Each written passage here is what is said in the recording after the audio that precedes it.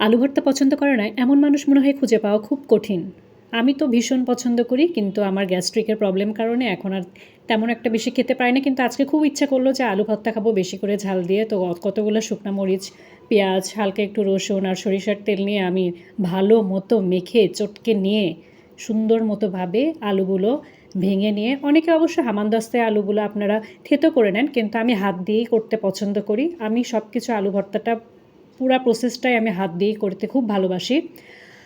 তো ভালোভাবে একদম মেখে নিচ্ছি, একদম সরিষার তেল সব কিছু একদম পরিমাণ মতো দিয়েছি, একদম মাখো মাখো করে ভালো মতো মেখে নিচ্ছি সুন্দর করে। একটু লবণ চেখে দেখতেছি, দেখি লবণ কম হয়েছিল তো একটু লবণ দিয়ে দিলাম।